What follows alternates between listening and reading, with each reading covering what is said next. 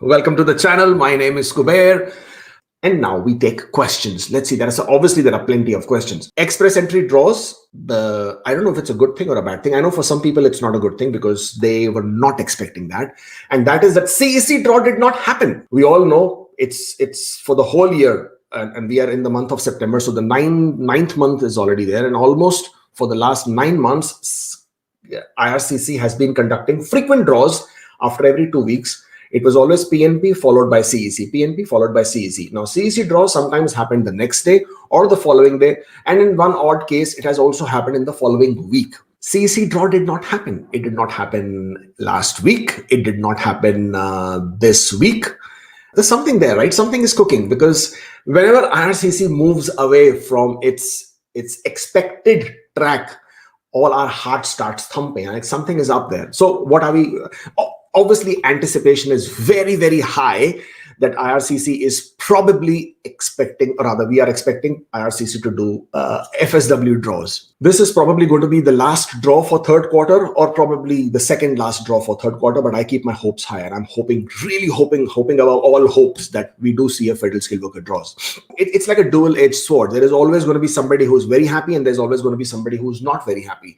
And the people who are not going to be very happy are the Canadian experience class candidates who have over the last 9 months become used to expecting those low CRS score draws. I mean, 370s, 360s, 357s, 404s.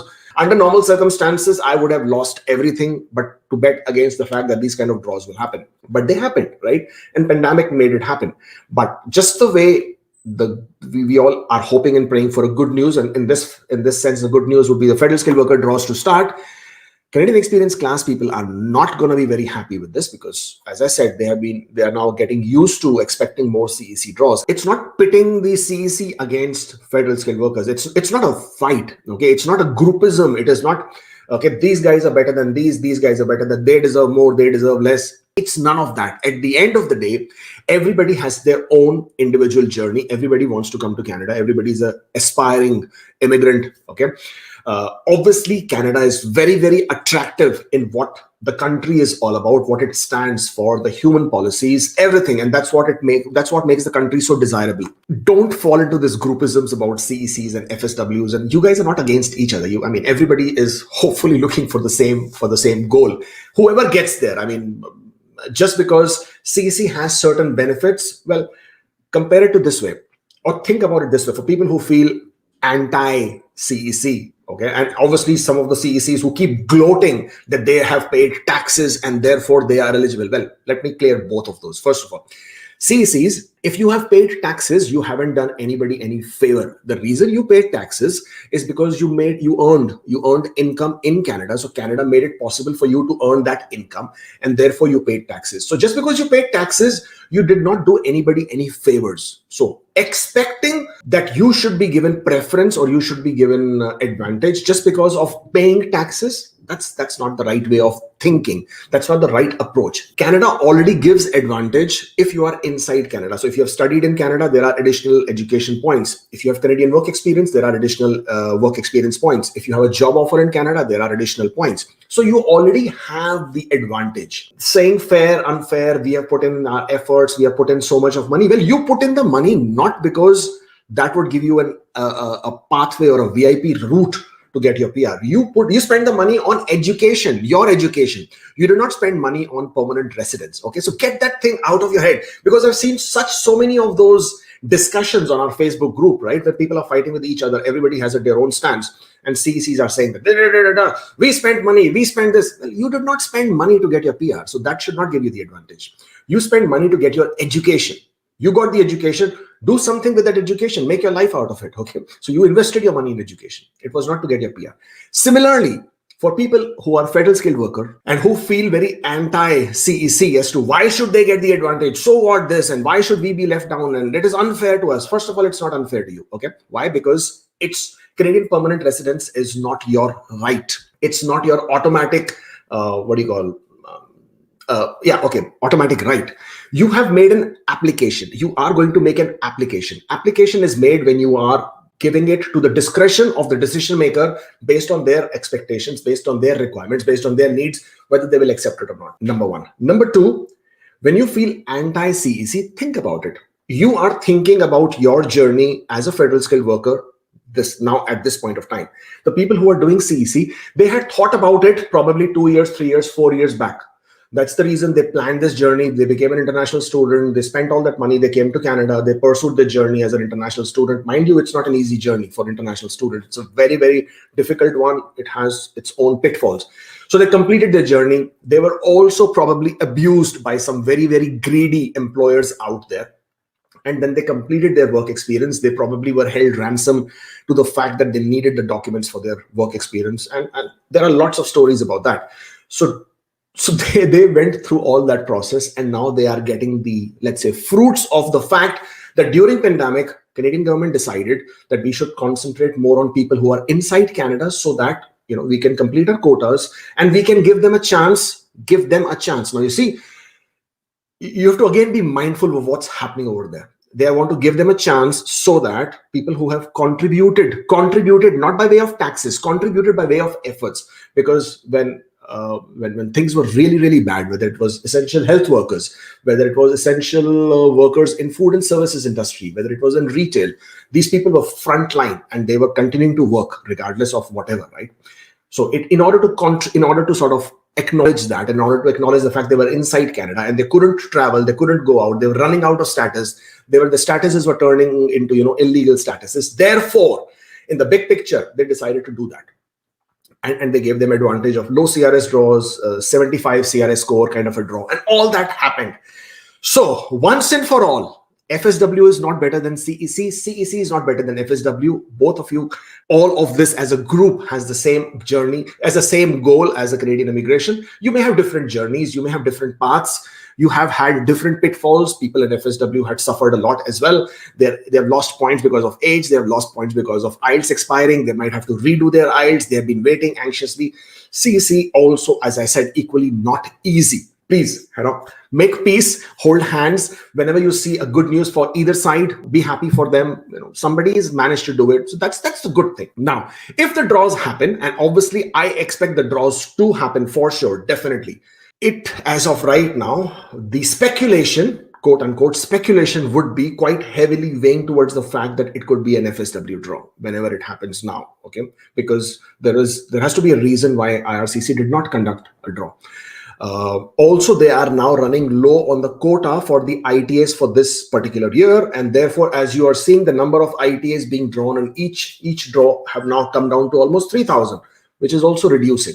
With all this said and done, I personally expect, yes, an FSW draw is around the corner. Hopefully next one, or not hopefully the next one after that, but soon around the corner.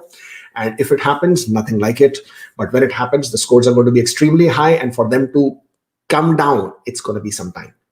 So that's the express entry draws, FSW draws situation. Expired COPRs. Now, expired COPRs, without a doubt, a lot of people have already received messages, are receiving messages. You are being asked to do remedicals in some cases. A lot of them are also receiving passport requests to, after the expired COPRs. So that is happening.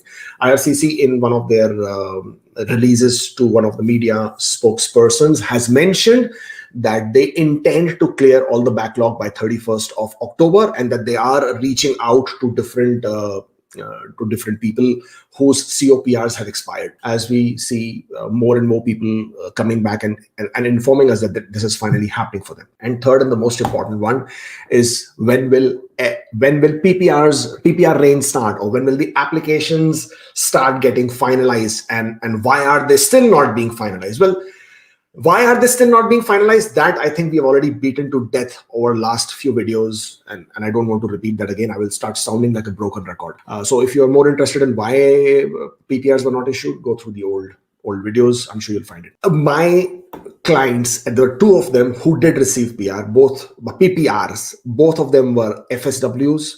One was CEC, one was FSW. Both of them outland. Both of them are outside Canada.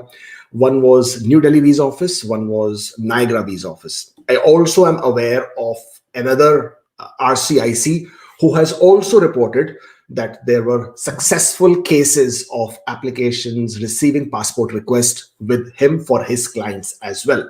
I did reach out to him asking if he would give me permission to share his message, to share his post with others. As of right now, I haven't got that authorization from him.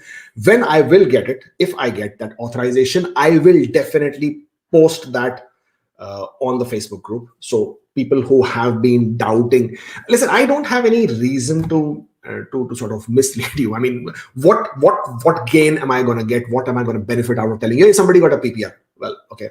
So what happened? A lot of people also feel that if PPRs are issued, everybody on the Facebook group should know it. Well, there are thousands and thousands of people out there who are not part of your social media journey or your social media groups. Not everybody is part of Facebook groups, WhatsApp groups. Not everybody is going to come out and share their information. Again, different people from different countries in different parts of the world. Not everybody does the same thing. Okay. All I can say is that the wheels are turning. There is movement. It's not what you would expect. The frantic movement of hundreds of PPRs, hundreds of passport requests being issued, that hasn't started yet. I have been saying, if you again watch my previous videos, I expected that to happen in the fourth quarter. So towards the October onwards is when I expect to see more and more passport request messages coming up. I'm praying that happens sooner than later. But if it was information you're looking for, then yes, it has started. I know for a fact that I have 2 with me. I'm sure there are 4 or 5 with somebody else out there. There are many more with some other people out there, obviously, who I don't know about, but it's happening. It's very slow. It's painfully slow, but it's happening. You've had so much of patience. You've shown so much of self-resolve. It's just a matter of time. It has to happen. There is no other way out of it, right? You have seen so many media releases. It's not media release. You've seen so many leaked documents, ATIP, people who have obtained through ATIP, and you have seen this category A, category B, category C, and you've seen final decisions, and that IRCC is coming around and figuring out how they will be processed. For people who are asking me, what is my client's AOR? Well, these AORs were from February, March 2020. So this is basically the news or this update that I would like to give you. It's definitely a ray of hope. We know that something is happening. We know that these guys are working. We know that these guys will continue to work, whether it's on expired COPRs, whether it's on finalizing your applications, and all the naysayers can then basically go back to sleep. If you are not following me on Instagram, you see there's an Instagram going on right now live as well. So you should follow me on Instagram. That's the link. You should follow down. You should come down there and follow us. If you wish to make an appointment one-on-one, askkubeir.com/appointment. That's the link. Do feel free to make an appointment. I am, after all, an ICCRC licensed immigration consultant and legally authorized to give you immigration advice, to check your documents, to figure out what's going wrong, not going wrong, what's happening, not happening with your application. Definitely don't forget to subscribe to this channel here. That's where you should hit the button of subscribe and get on with it, get on with this journey with us so that we can keep you updated. Thank you very much for joining in today. It has been great as usual. I will see you next time. Stay